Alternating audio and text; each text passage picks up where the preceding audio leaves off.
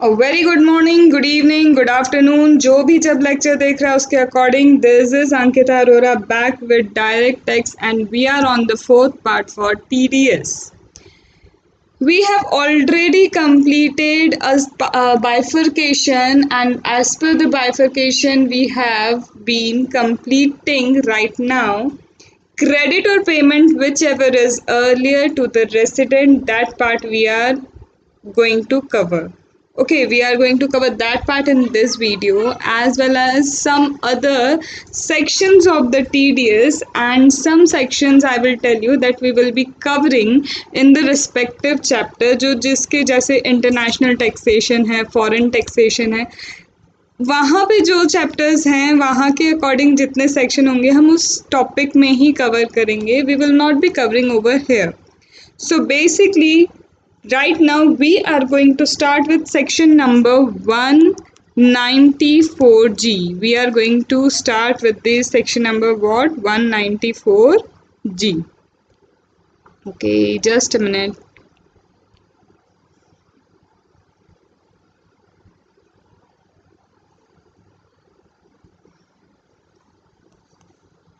Let us start with 194J. 194J is what? TDS. TDS on professional service, technical service. TDS. TDS on what? TDS on either technical or professional service. TDS on technical professional service, and but of this fees for technical, this fees for professional services are paid to again resident.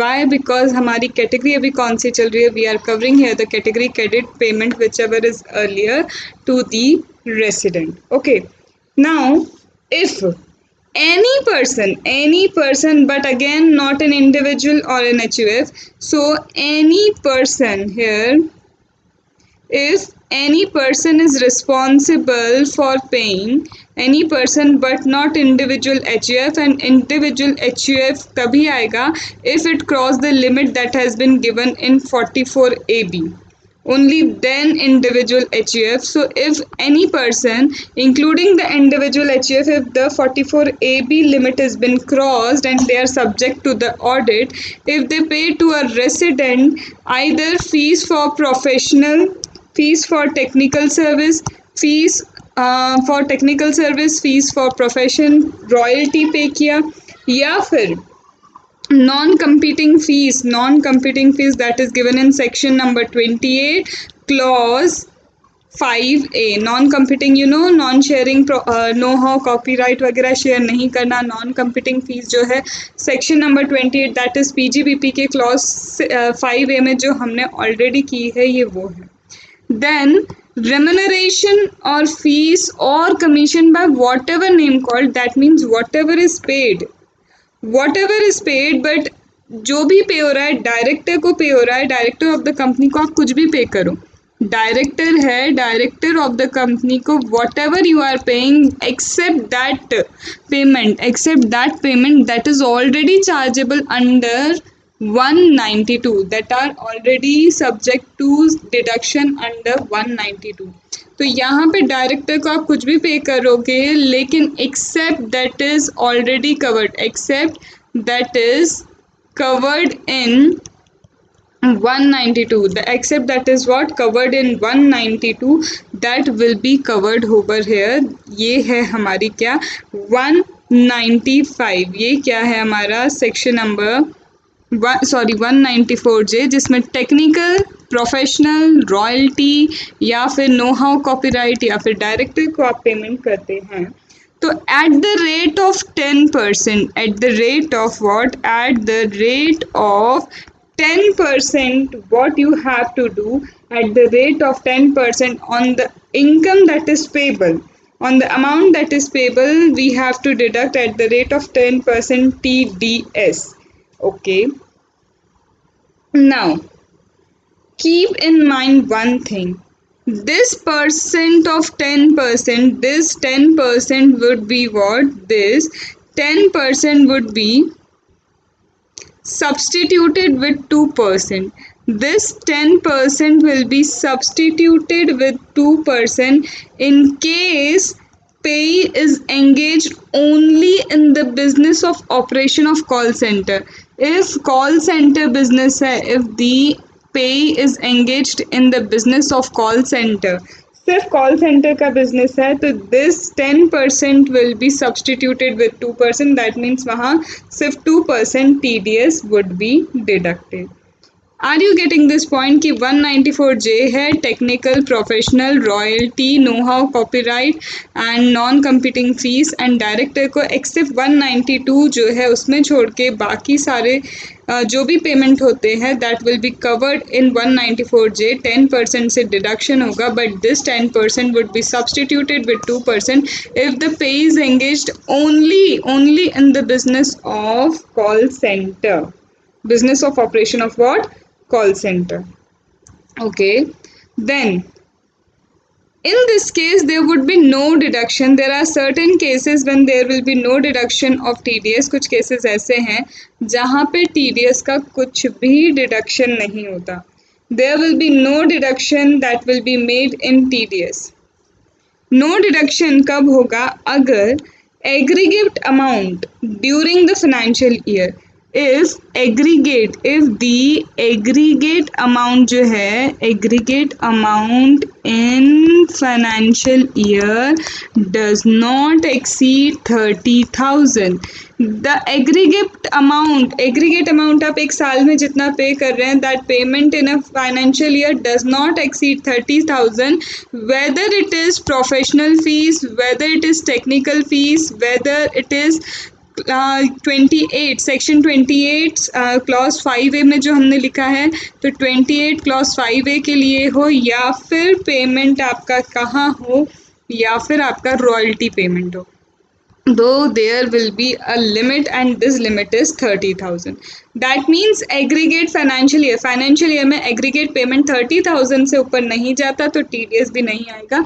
So have you noticed something over here? I have written a limit of 30,000 for professional fees. I have written a limit of 30,000 for technical fees. I have written a limit of 30,000 for section number 28 clause 5A.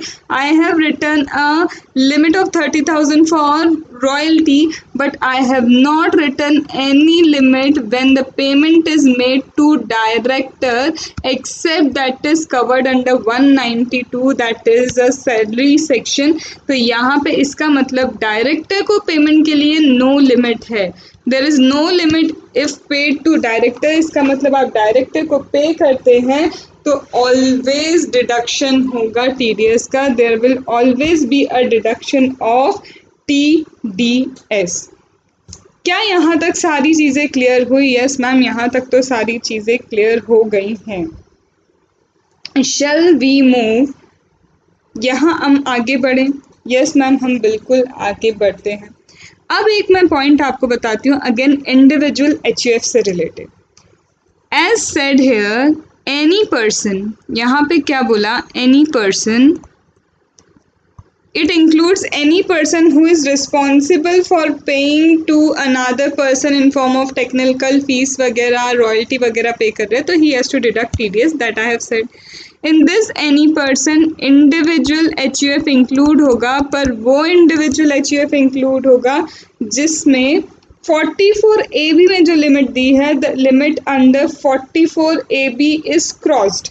ठीक है, ये बात भी आप समझ रहे हैं? Yes ma'am, ये बात भी हम समझ रहे हैं. But suppose this individual and HUF, such individual HUF, ये जो इंडिविजुअल HUF है ऑल दो 44AB की लिमिट क्रॉस हो गई, although 44AB limit crossed. I am repeating this thing.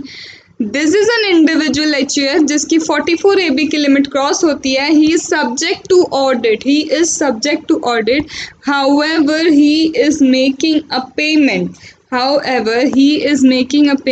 that is exclusively, that is exclusively for personal purpose. So if he is paying something that is exclusively for the personal purpose, that means what? That means no TDS would be deducted under this section. No TDS would be deducted. However, such individual HUF shall not be liable to deduct TDS. He will not be liable to deduct the income tax on such fees of professional service. Such fees for professional service. देखो technical service आप कभी भी personal purpose के लिए नहीं लेते हो, right. Royalty personal purpose के लिए नहीं आती है. नो हाउ पेटेंट कॉपीराइट वाली ये वाली नॉन शेयरिंग वाली चीज़ें पर्सनल पर्पस के लिए नहीं होती है. इसका मतलब यहाँ पे सिर्फ प्रोफेशनल फीस ऐसी होगी.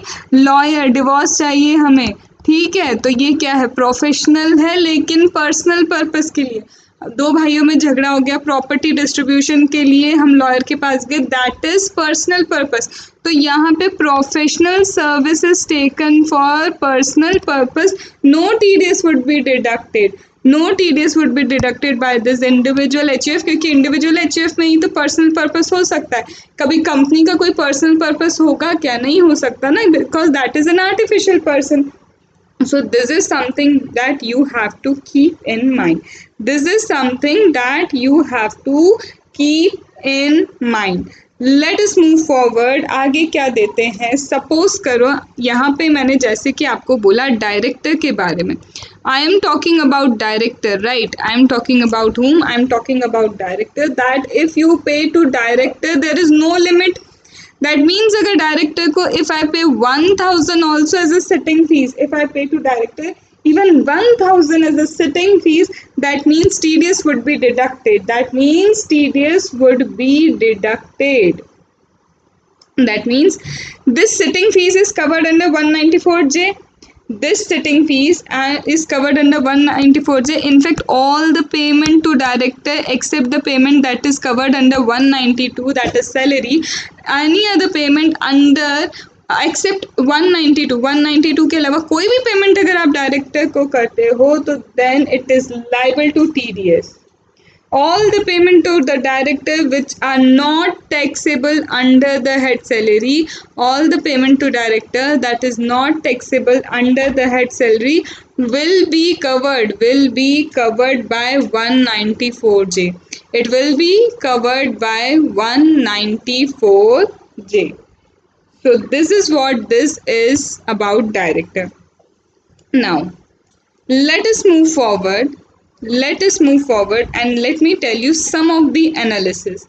Let us move forward and let me tell you some of the analysis, and that is first thing is what? Here it has been clarified, there is some clarification that has been given, that if there is transfer, एक clarification है कि अगर transfer होता है, transfer of all और any right in respect to of, if there is transfer is there is what? Transfer of all or transfer of any right, transfer of all the rights, transfer of any right in respect of, किसी भी चीज़ में आपको right मिल रहा है, किसी property में आपको right मिल रहा है, किसी भी इंफॉर्मेशन को यूज़ करने का आपको राइट मिल रहा है, ठीक है. तो ट्रांसफर ऑफ ऑल और any right in respect of any right in respect to any right, in respect to any property, in respect to any information, in respect to any right, in respect to any property, in respect to any information, includes and has always included transfer of all or any right for use or right to use a computer software. That means अगर आपको किसी चीज़ में right मिलता है, किसी property का right मिलता है, किसी इंफॉर्मेशन का राइट मिलता है, तो this right also includes the right to use computer software. This right also includes right to use what, right to use computer software, including what, जब आपको लाइसेंस मिलता है. इट डजेंट मैटर कि medium क्या था जिससे राइट ट्रांसफ़र हुआ, but right transfer means include computer software. जो है कंप्यूटर सॉफ्टवेयर का राइट भी यहाँ पे इंक्लूड होता है. दो कोई भी मोड हो इसे ट्रांसफ़र करने का, किसी भी मोड में इसे ट्रांसफ़र किया जा रहा है, it doesn't matter. So this is something about 194J. यहाँ तक आपका 194J है. But there are certain analysis, there are certain issues, there are certain case laws that we have to cover for 194J. यहाँ तक 194J में अगर कहीं भी कोई डाउट आता है तो you have to ask me through the comment. क्या क्या पढ़ा 194J? Technical professional, royalty 28 sub clause 5A. Then हमने डायरेक्टर का पढ़ा कि डायरेक्टर को payment other than that is covered in salary, that is 192. Director को कुछ भी पेमेंट करो, no threshold limit, 10% would be deducted as TDS under 194J. However, for other 430,000 aggregate in a financial year limit has been given. Aggregate limit of what? 30,000 is been given over there. If we talk about 10%, it is substituted by 2% if the pay is engaged only is in the business of call center operation. Only is the in the business of call center operation. तो 10% की जगह 2% TDS हो जाएगा. फिर हमने ये बोला कि राइट टू ट्रांसफ़र जो है, although right to transfer property का हो, राइट किसी और चीज़ में मिला हो, कोई इन्फॉर्मेशन यूज़ करने का हो, तो that right includes the right of computer software. Medium क्या है? That does not matter. Medium here does not matter. Okay, अब इसके बाद हम आते हैं किस चीज़ पे? इसके बाद हम आते हैं थोड़े से छोटे एनालिसिस पे. एंड वो एनालिसिस क्या है हम थोड़ा सा देख लेते हैं. ठीक है, till now again repeating the same thing. If you have doubt ask me through the comment. Okay, चलो अब क्या है यहाँ पे, अभी क्या मैंने बोला कि कंप्यूटर सॉफ्टवेयर इंक्लूड होगा हमारा किसमें? राइट टू ट्रांसफ़र में. ठीक है, तो यहाँ पे एक चीज़ समझो. This was explanation number 4. Inclusion of computer software in the right is what it is given in explanation number 4. जो अभी हमने पढ़ा that was what? That was explanation 4. That was what? That was explanation 4. This explanation 4 clarifies something. यहाँ क्या clarify होता है कि if payment is received, if a person receives payment, ठीक है, किसी भी पर्सन को क्या है अगर पेमेंट रिसीव होता है, if a person receives payment for transfer of what? For transfer of all और any right of computer software, for transfer of all और any right of computer software. मतलब कंप्यूटर सॉफ्टवेयर ट्रांसफ़र कर रहा है सारे rights उसको. Right to use है, ठीक है, सिर्फ राइट टू यूज़. जैसे यहाँ पे हम बात करें जैसे हमें स्मार्ट टेक्स क्या है? स्मार्ट टेक्स में 1 साल स्मार्ट टेक्स यूज़ करने के लिए या फिर कोई सॉफ्टवेयर आप लेते हैं, 1 ईयर का आप लाइसेंस उनसे लेते हैं कि उस सॉफ्टवेयर को आप 1 साल तक यूज़ कर सकते हैं. तो if they transfer all the rights to use or any right to use, all or any right to use the computer software, and it includes granting the license for software, या फिर licence भी दे रहे हैं software use करने के लिए, तो licence grant करना is royalty. This is what? This is royalty. ये है हमारे लिए रॉयल्टी. इसीलिए अगर ऐसा इस चीज़ का पेमेंट किसी रेसिडेंट को होता है, इस पर्टिकुलर चीज़ का पेमेंट किसको हो रहा है? रेसिडेंट को हो रहा है. तो इन दैट केस अगर रेसिडेंट को होता है, इफ़ रेसिडेंट अगर क्या करता है, हमारा कोई रेसिडेंट, अगर किसी रेसिडेंट को हम इसका पेमेंट कर रहे हैं, तो यहाँ पे क्या होगा? 194J में डिडक्शन होगा. If the software is purchased bye an Indian, अगर एक इंडियन परचेस कर रहा है, रेसिडेंट से परचेस कर रहा है, तो 194J में डिडक्शन होगा टीडीएस का at the rate of 10%। However अगर इंपोर्ट करवा लिया मैम, तो हमने तो इंपोर्ट करवा लिया, सॉफ्टवेयर बाहर से ले लिया, इंपोर्ट करा लिया, मतलब हम नॉन रेसिडेंट को पेमेंट कर रहे हैं। अब नॉन रेसिडेंट को पेमेंट कर रहे हैं तो 194J तो आएगा नहीं, क्योंकि 194J में लिखा है payment to the resident. 194J is payment to resident, and if we are purchasing from non-resident, we are not paying to the resident. So what? तो यहाँ पे क्या होगा? In that case, section 195, यहाँ पे लगेगा section 195, and as per section 195 TDS would be deducted. Here, as per section 195, TDS would be deducted at the rate of 10%. At the rate of what? 10%. Just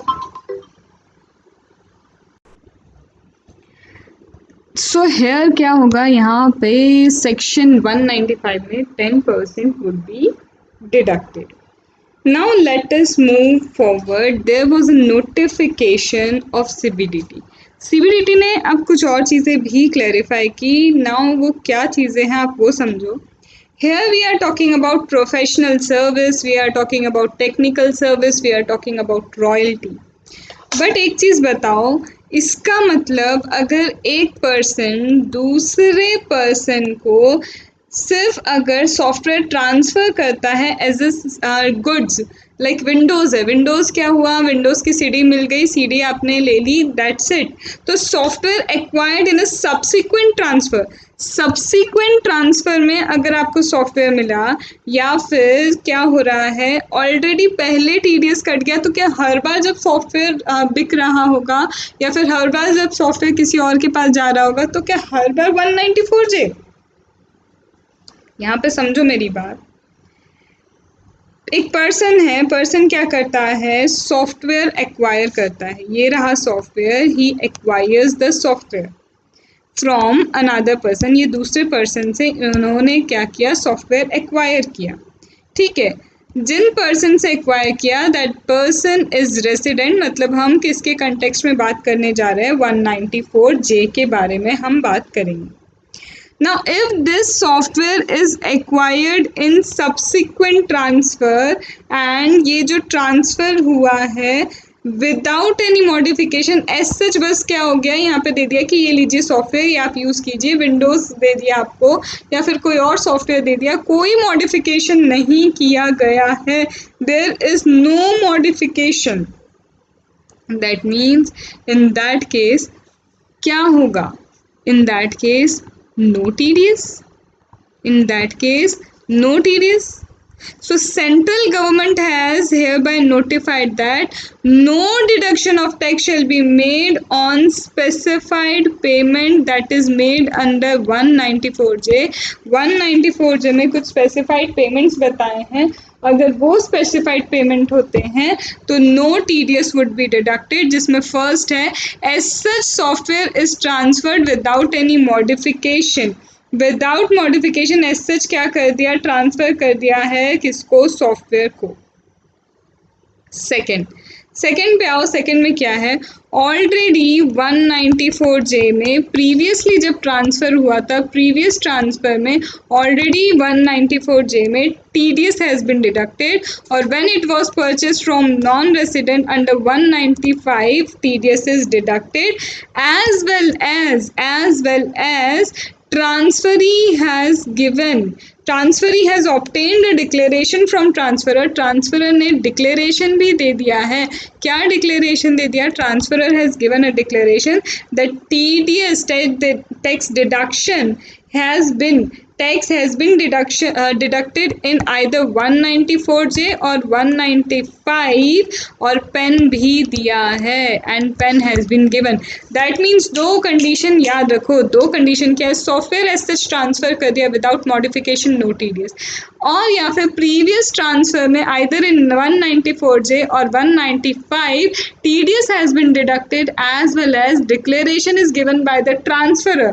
transferor gives the declaration, क्या declaration देता है कि already the TDS has been deducted as well as he gives his PAN, उसने अपना PAN भी दिया है, तो in both the cases no TDS would be deducted. This is something that is clarified by CBDT.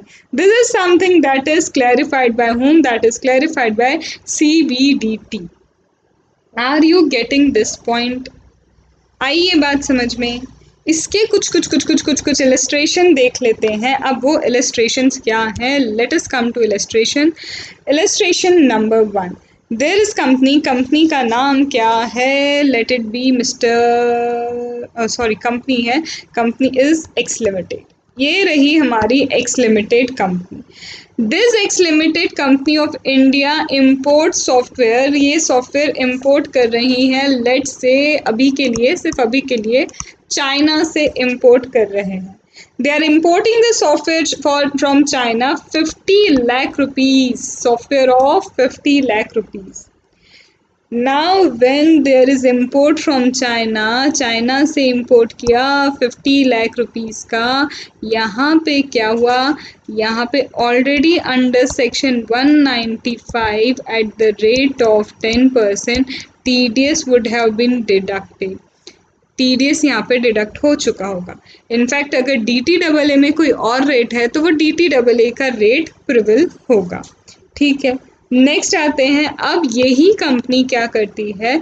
This company purchase software purchase कर रही है. देखो, विदाउट मॉडिफिकेशन लेना इज डिफरेंट थिंग, वहाँ तो TDS आएगा ही नहीं. यहाँ पे क्या किया इन्होंने? टेक लिमिटेड एक कंपनी है, टेक लिमिटेड से क्या किया? सॉफ्टवेयर परचेज किया. Now the software that he has purchased from Tech Limited, it is worth rupees, let's say 25 lakh. 25 lakh rupees का सॉफ्टवेयर है. अगेन यहाँ पे 194J में TDS would have been deducted at the rate of 10%. ठीक है. Now अगर अब मैं बात करूँ, क्या बात करती हूँ, ये बोलूँ कि इफ़ ये टेक लिमिटेड ने भी क्या किया? टेक लिमिटेड ने इम्पोर्ट किया ये वाला सॉफ्टवेयर जो अभी यहाँ पे ये बेच रहे हैं ना, सब्सिक्वेंट ट्रांसफ़र ये 25 लाख में यहाँ कर रहे हैं ना. He has purchase this software, उन्होंने एक्चुअल में इम्पोर्ट करा था ये software. Let's say they have imported this from UK से इम्पोर्ट किया था. And when they imported from UK, already at the rate of 10% 195 section में ऑलरेडी टैक्स क्या हो चुका होगा? डिडक्ट हो चुका होगा. That means in this case this X Limited is not required to deduct tax over here. कब? अगर यहाँ पे ये जो टेक लिमिटेड है, टेक लिमिटेड क्या बोलती है कि हमने कोई मॉडिफिकेशन नहीं किया, एज सच आपको दे दिया, मतलब सेल परचेस वाला काम किया है हमने सेल परचेस वाला काम किया, हमने बिल्कुल मॉडिफिकेशन नहीं किया. तो नो मॉडिफिकेशन पहली चीज़. एंड वो साथ में डिक्लेरेशन भी दे रहा है. साथ में क्या कर रहा है? डिक्लेरेशन दे रहा है. क्या डिक्लेरेशन दे रहा है? That already the TDS has been deducted under 195. और यहाँ पे अपना पेन भी उसने दे दिया अलॉन्ग विथ पेन. इसका मतलब अगर एज सच सॉफ्टवेयर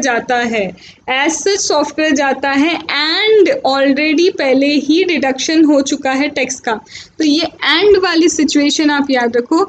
ये जो सॉफ्टवेयर है, सॉफ्टवेयर एज सच खरीदा एंड वाली सिचुएशन है एज सच के साथ, एंड ऑलरेडी प्रीवियसली इस पे टैक्स डिडक्ट हो चुका है. And the person is giving a declaration कि ऑलरेडी मेरा tax deduction either in 194J और 195 जो भी केस होगा उसमें हो चुका है.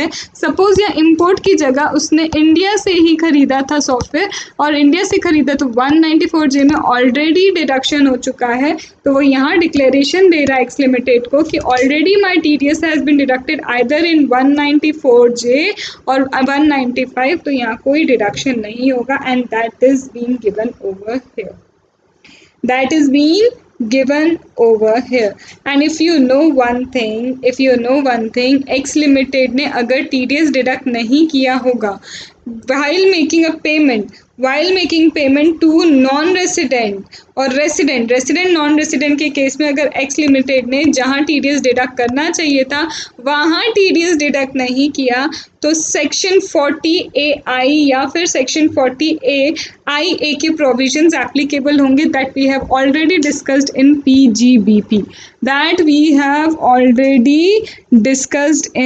PGBP आई बात समझ में?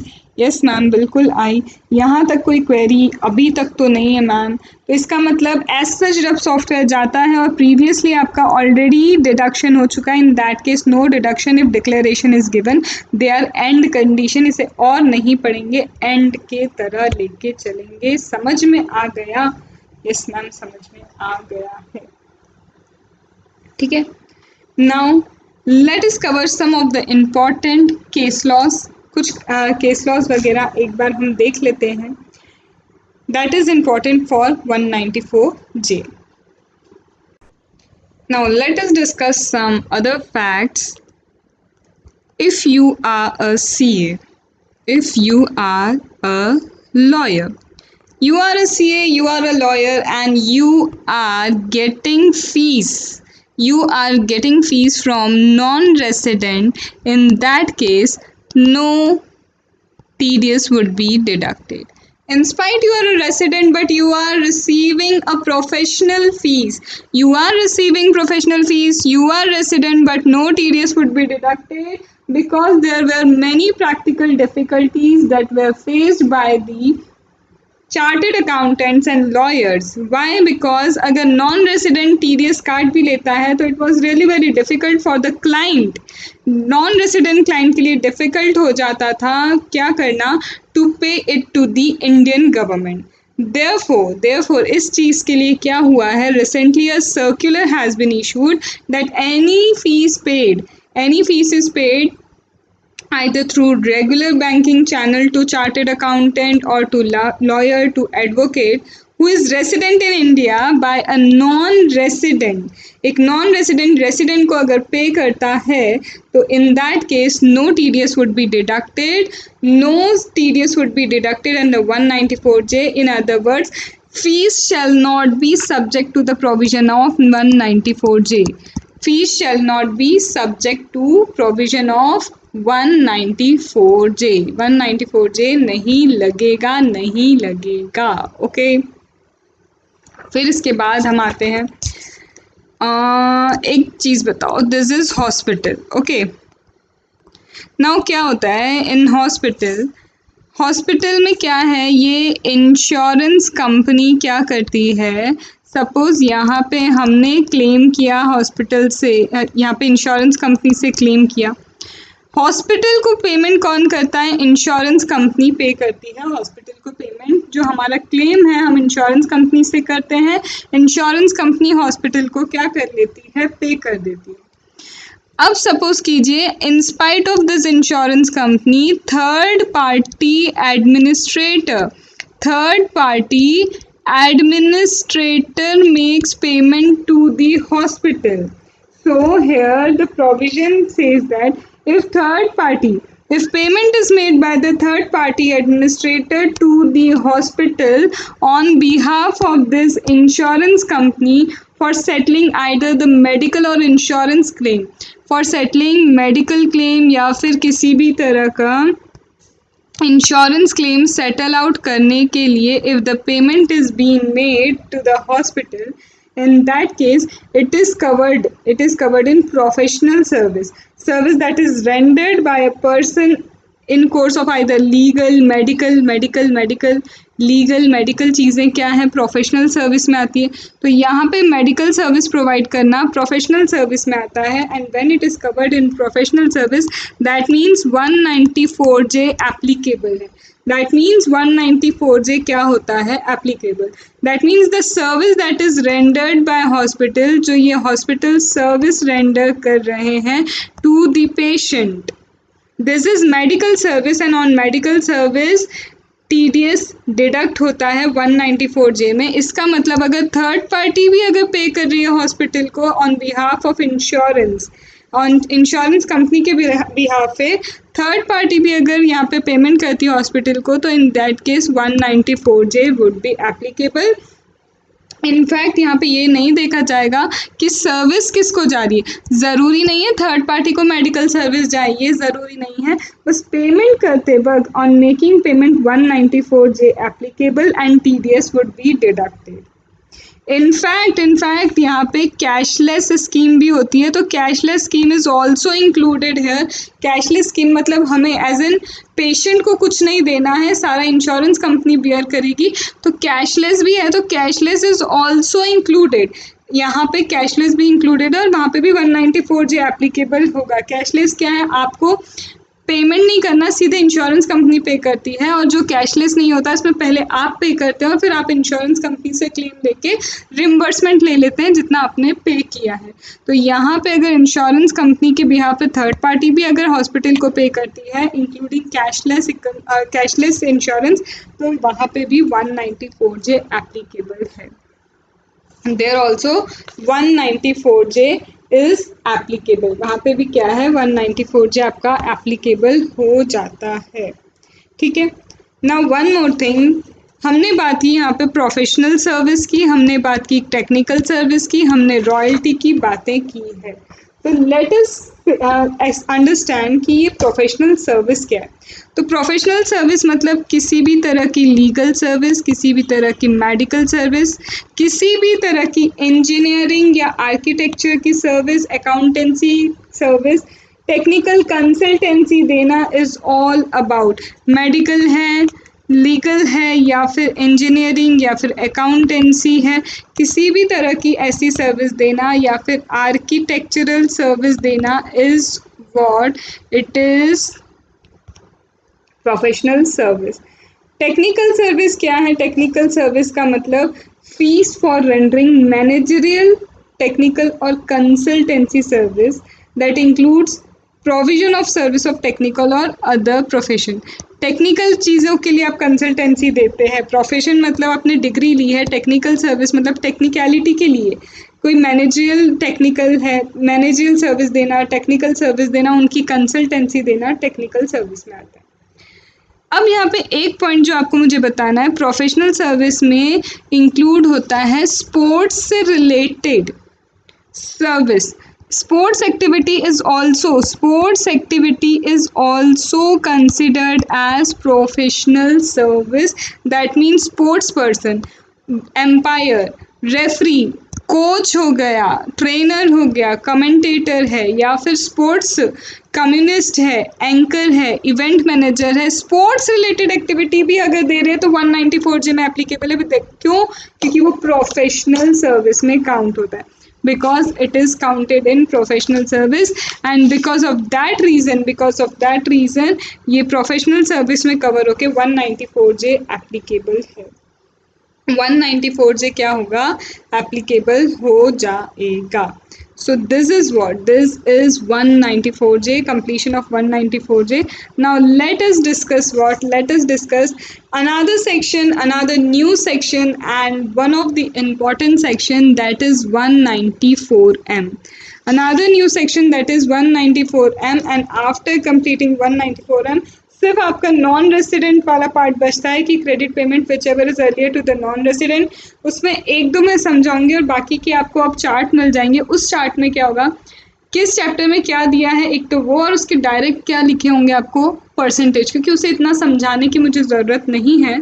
तो यहाँ पे सिर्फ मुझे अब आपको 194M करवाना है। 194M के बाद आपका एक है 194E जो मुझे आपको करवाना है। आफ्टर दैन दिस यहाँ पे सेक्शन सारे हमारे कवर अप हो चुके हैं और आपको एक पार्ट और मिलने वाला है जिसमें सारे एलिमेंट्री चीज़ें आपको कंप्लीटेड मिलेंगी। एलिमेंट्री मतलब रिटर्न कब बना है, लोअर रेट पे TDS है, रूल्स क्या है जो 199 के हैं, क्रेडिट ऑफ टैक्स डिडक्शन क्या होगा, इनकम रिसीव हुई है तो tax deducted is income receive. बहुत सारे ऐसे छोटे छोटे भी सेक्शन है, 196C है, या फिर ऐसे बहुत सारे छोटे छोटे सेक्शन हैं जिनको डिस्कस करना है, तो वो आपको नेक्स्ट पार्ट मतलब लास्ट पार्ट ऑफ TDS में मिलेगा।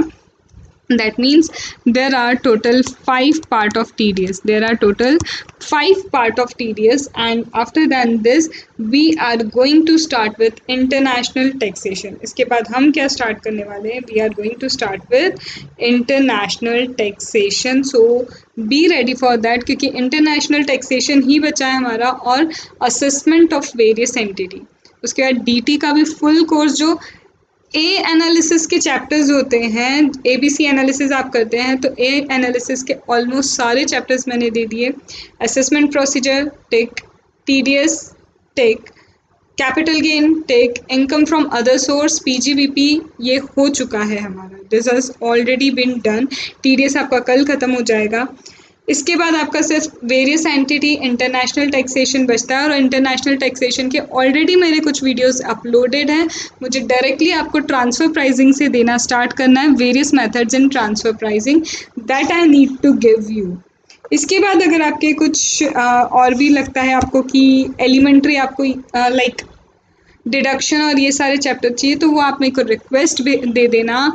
आपको पता है मेरा इंस्टा चैनल, इंस्टा पे क्या है, इंस्टा पे अकाउंट है study@made easy. study@made easy, यहाँ पे आप रिक्वेस्ट कर सकते हो, या फिर यहाँ पे यूट्यूब में कमेंट है, यूट्यूब पे आप कमेंट में भी बता सकते हो मुझे, या फिर आपको पता हो तो स्टडी मेड इजी मेरा यूट्यूब चैनल भी है, स्टडी मेड इजी, जहाँ पे सारे के सारे यहीं पर्सनल ट्यूटर के लेक्चर्स वहाँ स्टडी मेड इजी पे हैं लिंक के थ्रू. बट वहाँ पे आपको सिर्फ CA के रिलेटेड ही प्लेलिस्ट मिलेगी, मतलब 5 प्लेलिस्ट है वहाँ पे, और कोई प्लेलिस्ट नहीं है. तो आपको यहाँ सॉर्टिंग करना इजी हो जाता है, क्या आपको सब्जेक्ट, कौन सा सब्जेक्ट पढ़ना है, कौन सा चैप्टर पढ़ना है, तो यहाँ आप इजीली उसे पढ़ सकते हो. ठीक है. तो और यहाँ पे अदरवाइज़ आपके पास पर्सनल ट्यूटर तो है, अगर आप यहाँ सर्च सारा कर पाते हैं तो पर्सनल ट्यूटर पे भी वही सारे लेक्चर्स हैं जो स्टडी मेड इजी पे. इनफैक्ट पर्सनल ट्यूटर की ही लिंक मैंने यहाँ सारे लेक्चर्स की प्रोवाइड की है, प्लेलिस्ट दिया है, जिससे आप इजीली सॉर्टिंग कर सकते हैं अपने सारे के सारे चैप्टर्स की, आपके सब्जेक्ट की. ओके, चलो हम स्टार्टअप करते हैं. अब क्या 194M. We are going to start with 194M.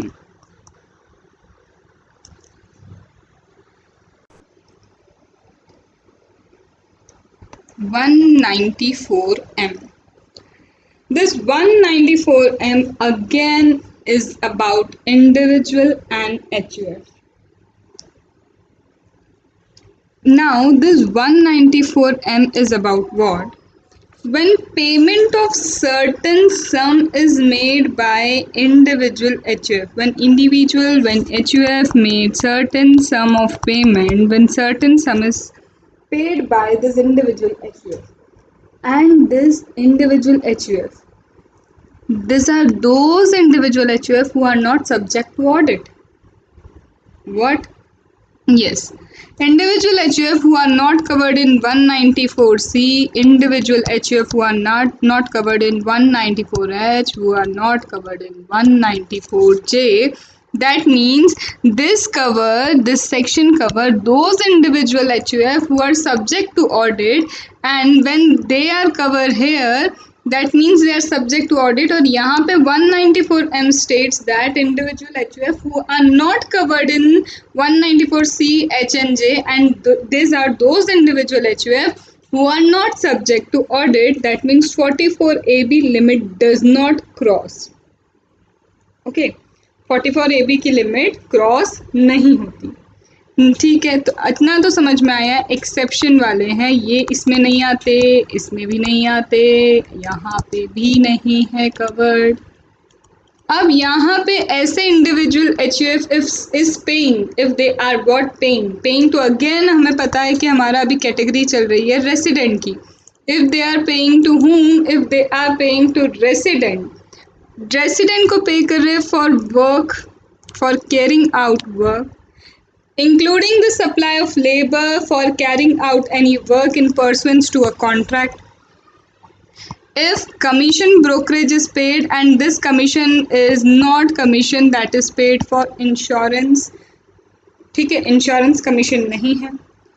On here paid for the professional technical fees. ठीक है, तो यहाँ पे सॉरी यहाँ तो सिर्फ क्या आएगा, प्रोफेशनल फीस, क्योंकि हमें पता है कि सिर्फ प्रोफेशनल फीस ऐसी है जो पर्सनल पर्पस के लिए यूज़ होती है, जो एक इंडिविजुअल एचयूएफ देता है। मैम यहाँ पे सिर्फ प्रोफेशनल क्यों? क्योंकि अभी आगे आपको समझ में आएगा। यहाँ क्या बोल रहे हैं, ये सेक्शन 194M कहता है at the time of payment or at the time of payment or cash which ever is earlier deduct 5% TDS, deduct 5% TDS if 50 lakh से ज़्यादा का पेमेंट आप कर रहे हैं। तो यहाँ पे क्या करना, अगर ये इंडिविजुअल एचयूएफ 50 लाख से ज़्यादा का पेमेंट कर रहे हैं तो 50 लाख से ज़्यादा पेमेंट करने पे 5% का क्या होगा, TDS डिडक्ट होगा। इन एग्रीगेट, और एक बार में सिंगल पेमेंट हो या एग्रीगेट पेमेंट, अगर वो 50 लाख से अबाव है तो 5% TDS वुड बी डिडक्टेड। 5% क्या होगा, TDS डिडक्ट हो जाएगा। अच्छा, ये बात तो देख के समझ में आई कि ऐसा है, लेकिन यहाँ पे क्या हो रहा है, प्रोफेशनल सर्विस की अगर बात करें, सिर्फ प्रोफेशनल सर्विस क्यों लिया है, प्रोफेशनल सर्विस इसलिए लिया है, अब यहाँ पे देखो, यहाँ डायरेक्टली बोला है individual HUF is required to deduct tax on payment made to resident whether for contract, whether for commission, whether for professional fees. अब ऐसा कहीं ना कहीं आपको क्या समझ में आ रहा है, इन सेक्शंस में तो वो इंडिविजुअल एचयूएफ डिडक्ट करते हैं that are covered in 44AB, that are what covered in 44AB। अब जो 44AB में कवर नहीं हो रहे हैं, जो 44AB में कवर नहीं हो रहे हैं, तो वहाँ पे क्या होता है, कहीं ना कहीं अब लूप होल छूटता है। अब लूप होल क्या था, आप समझना पूरी बात, मैं आपको समझाती हूँ कि यहाँ पे प्रोफेशनल कहीं ना कहीं इसीलिए क्योंकि ये पर्सनल लेवल के जो पेमेंट है उससे कवर कर रहे हैं। पर्सनल पर्पस के लिए अगर आपने 50 लाख के अबाव पे किया है तो you have to deduct TDS। अब आपको TDS डिडक्ट करना होगा। देखो अब क्या होता है, नाउ एट प्रेजेंट, अभी हम सपोज करते हैं ये सेक्शन नहीं आया है, एट प्रेजेंट की कंडीशन में आते हैं जब हमारा 194M एग्जिस्ट ही नहीं करता। तो अकॉर्डिंगली अगर हम प्रेजेंट सिचुएशन की बात करें तो individual and HUF, individual HUF कोई टैक्स लायबिलिटी नहीं थी उनके ऊपर कि अगर वो क्या करते हैं, किसी रेसिडेंट कॉन्ट्रैक्टर को पे करते हैं, इफ़ दे पे टू व्हाट, रेसिडेंट कॉन्ट्रैक्टर, या फिर वो प्रोफेशनल फीस के लिए पे करते हैं, तो क्या हो कि प्रोफेशनल फीस या फिर कॉन्ट्रैक्टर को पे किया है for personal use, personal use के लिए अगर उन्होंने कुछ भी पे किया है, तो यहाँ पे क्या होता था, there was no liability to deduct tax. In this case, there was no liability for deducting of what, tax। ठीक है, ये बात तो समझ में आ गई। इनफैक्ट अगर इंडिविजुअल कैरी भी करता था बिजनेस प्रोफेशन और ऑडिट नहीं होता था, यही इंडिविजुअल, चलो पर्सनल पर्पस छोड़ो, बिजनेस तो है सामने वाले बंदे का, यस बिजनेस है, बट ऑडिट नहीं होता था, वो was not subject to audit, वो अगर पेमेंट करता था तो भी ऑब्लिगेशन नहीं थी पेमेंट पे। क्या किया, वो किसी भी तरह का पेमेंट अगर कर रहा है तो in fact even if he is making any payment तो भी TDS डिडक्ट नहीं होता था, तब भी क्या होता था, TDS डिडक्ट नहीं होता था। ठीक है, in fact it is for business or profession, all the business profession के लिए पेमेंट था बट TDS डिडक्ट नहीं होता था। Due to this substantial amount of payment individual HUF करते थे कॉन्ट्रैक्चुअल वर्क के लिए, प्रोफेशनल वर्क के लिए बहुत पेमेंट होता था और पेमेंट होने के बाद भी टैक्स डिडक्शन नहीं होता था, and that leaves a loop hole for tax evasion. Tax evasion का यहाँ पे लूप होल छूट गया। क्यों? क्योंकि बिजनेस प्रोफेशन के लिए भी पेमेंट हो रहा है, अगर 5 करोड़ भी पेमेंट अगर बिजनेस प्रोफेशन के लिए suppose you are doing, but no TDS would be deducted, how it is possible? तो यहाँ लूप होल था टैक्स इवेजन का, ऐसी जगहों पे tax evasion was easy. Therefore यहाँ पे आ गया कि अब अगर 50 लाख के above individual HUF even not subject to audit credit or pay whichever is earlier either for 194C 194J और यहाँ पे ये पेमेंट करते हैं तो यहाँ पे उन्हें क्या करना है, टैक्स का डिडक्शन करना है। In fact 10 is not required to obtain 10, उन्हें 10 भी ऑब्टेन करने की ज़रूरत नहीं है। And this is applicable from September 2019। ये एप्लीकेबल हो गया कब से, सितंबर 2019 से। तो ये रीजन था जिसके कारण 50 लाख के अबाउट अगर आप पे करते हैं। और अब समझ में आपको यहाँ प्रोफेशनल क्यों है, क्योंकि पर्सनल नेचर का ट्रांजैक्शन सिर्फ प्रोफेशनल में ही आता है। तो here they are required to deduct TDS. तो जितना यहाँ बोला है उतना ही डिडक्ट करना है टीडीएस, और उन्हीं पर्टिकुलर केसेस में you have to deduct it. ठीक है, तो दिस इज 194J। ये था हमारा 194M और हमने 194J ऑलरेडी कवर किया है। अब हम मूव करते हैं नई कैटेगरी पे। Now we are moving to another category, और बहुत बड़ी सी कैटेगरी नहीं, एक ही उसमें आपको मिलेगा आपका section, and that is category when credit or payment which ever is earlier, when credit payment which ever is earlier to a non resident. अगर नॉन रेसिडेंट को आप पे करते हैं, सिंपली नॉन रेसिडेंट के लिए है, तो वहाँ पे क्या है, नॉन रेसिडेंट स्पोर्ट्समैन है, नॉन रेसिडेंट एसोसिएशन है, sports association, non resident entertainer है, तो वहाँ 194E आता है, जहाँ 194E में आप नॉन रेसिडेंट को सारा कुछ पेमेंट कर रहे हैं, तो वहाँ टीडीएस डिडक्ट करना होता है। नाउ अब हमारा जो लेक्चर होगा वो मूव करेगा, अब कौन सा बाइफर्केशन होगा, जब सब नॉन रेसिडेंट के केस में है नॉन रेसिडेंट का टीडीएस। सो ये आपको मिलेगा मेरे 5th नंबर के लेक्चर में। ठीक है, 5th नंबर के लेक्चर में एक सिंपली आपको चार्ट मिलेगा, उसमें बहुत ज़्यादा नहीं है, 15 मिनट में तो पूरा नॉन रेसिडेंट वाला पार्ट खत्म हो जाएगा हमारा। तो you will get in 5th वाले लेक्चर में ये नॉन रेसिडेंट वाली category, credit payment which ever is earlier. Along with that common जो मैंने आपको ऑलरेडी बताया, एलिमेंट्री आपके जो सेक्शंस बच जाते हैं, वो एलिमेंट्री सेक्शंस हम वहाँ पे क्या करेंगे, कवर अप करते हुए चलेंगे। ठीक है, कि क्या टाइम लिमिट है, क्या नहीं है, ये सारी चीज़ें। And TCS already I have given you, TCS के आपको ऑलरेडी लेक्चर मिल चुके हैं। तो आई कैन से कि tomorrow we will be packing up with TDS. TDS का जितना डिटेल में बता सकती थी, जहाँ पे भी आपके इम्पॉर्टेंट चीज़ें थी, I have done from my side. What I can request from you is अच्छे से पढ़ो, मन लगा के पढ़ो, डिटेल में पढ़ो। देखो एग्ज़ाम होगी नहीं होगी एक अलग क्राइटेरिया, वो तो बिल्कुल लेवल ही अलग है, होगा नहीं होगा, लेकिन ये जो वर्स चल रहा है ना हमारा करियर फेज, हेल्थ वाइज, पूरी इकोनॉमी वाइज, ये जितना भी वर्स चल रहा है उससे बेस्ट निकालना हमारा काम है। आगे चल के फिर से ये कभी टाइम नहीं मिलेगा। देखो यू कांट से ये pandemic honestly, to be very honest, is going to take 1 year to 2 years। If you know, इससे पहले स्पेनिश फ्लू जब आया था 2 years लगे थे उसे कोप अप करने में, 2 साल। How can you even imagine this pandemic of COVID-19 is going to end in June, it's going to end in July। इतना ईजी है, वैक्सीन नहीं आएगी तो कुछ नहीं होगा।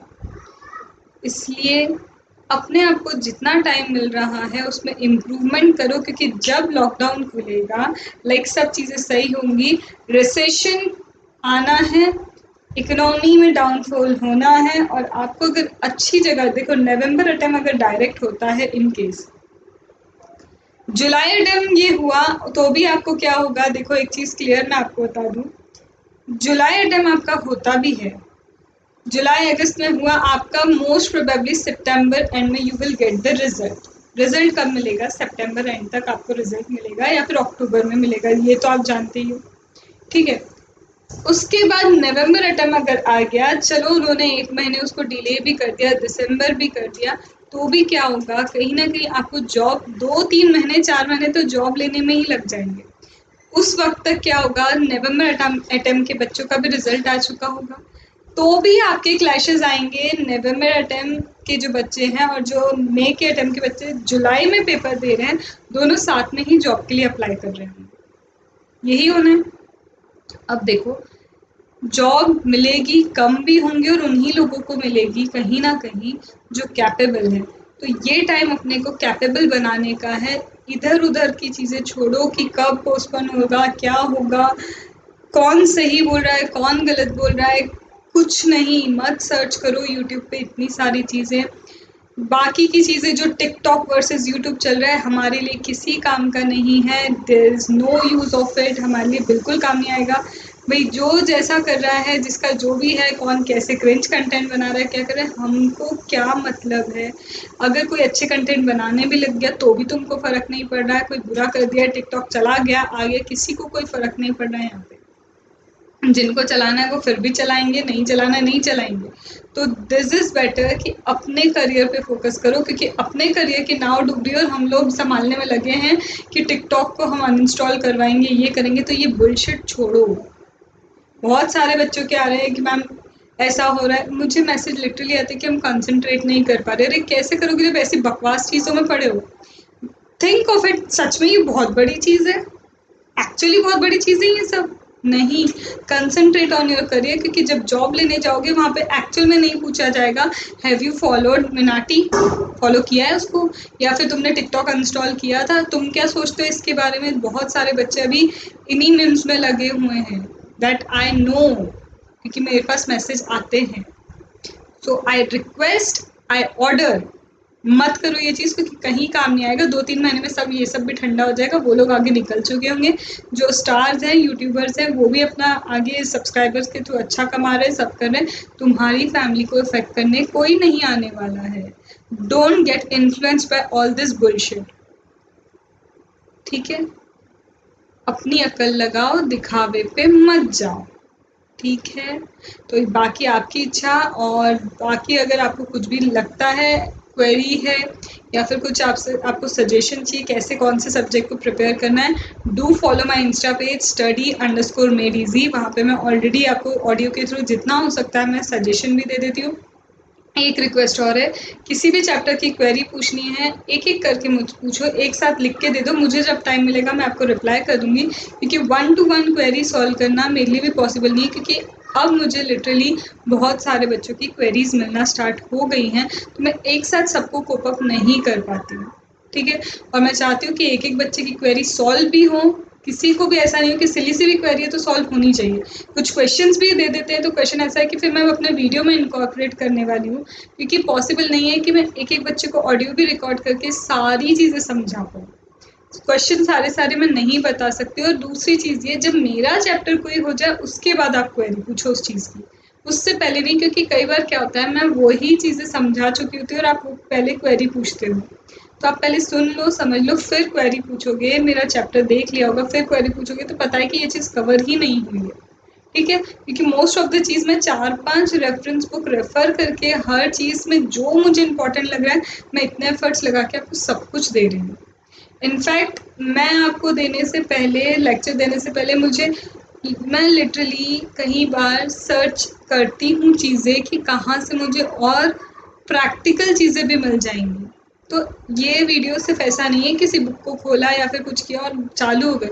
Literally I am following 2 to 3 books to give you all this content. In fact, I search on net also कि ये कंटेंट ऐसे ही नहीं आ गया है, मेहनत लग रही है। और ये मेहनत विदाउट चार्जिंग सिंगल पेनी अगर मैं दे रही हूँ तो बहुत वर्थ इट है।